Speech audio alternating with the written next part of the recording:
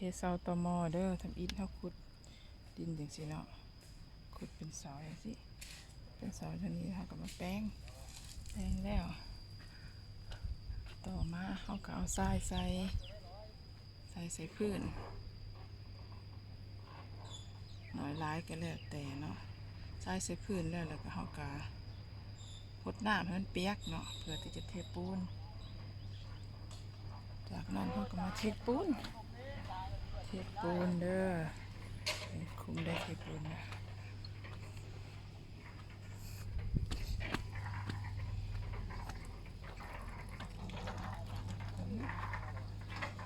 เทปูนมาเส้นเทปูนมาเส้นเทปูนแล้วตั้งเสาอิฐมันตั้งตะแกรงก่อนเห็นว่าในนอกอยู่ไก่สีมุมเขาเป็นห้องขึ้นมาเนาะ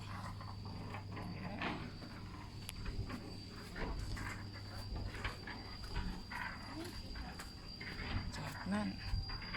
ก็มาหมักเสาติดเห็นว่าเสาติดจุดใจกลางของนี้เขาก็สิมีกันแทกกันย้อนดินมันเสาติดมันอยู่ตรงกลางเรือออกมานี่ก็ใส่คุมมันใหญ่พวกมันคุมก็ต้องใส่ไม้นั่นมากระเทปูนหน้าเสาเส้นโจมอดก่อนโจนี่เป็นตะแกรงตรงกลางเป็นเสาเส้นอันนี้โดยที่ว่าไม้นี้เอาไว้เห็นยังเขาไม้เวลาเกาะมันจะง่ายนะไม้ขอบนี่เกาะหนึ่งก็ใส่กลาง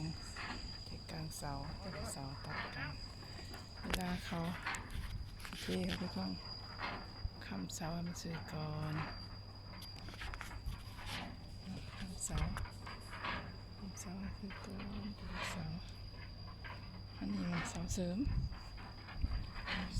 สันต้องกันแต่เสาสูงต้องมีกัน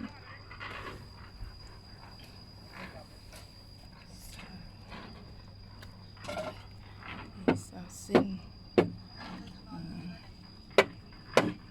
ไม่นี่เสาเส้นบ่ไอ้เสาเส้นวะนี่เสาเส้น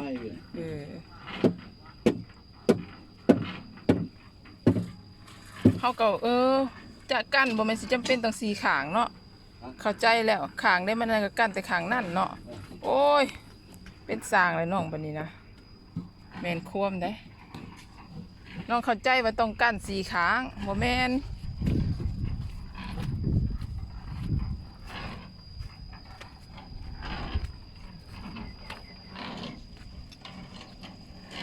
จื้อหน้าจื้อตากันไว้เด้อบัดเขาวันนี้เด้หัวหน้าสร้างก็จึงได้พิสูจน์ได้แท้วันนี้เด้เพื่อนคนลังนี่แหละหัวหน้าสร้างผู้นี้เลยเห็ดนี่นะ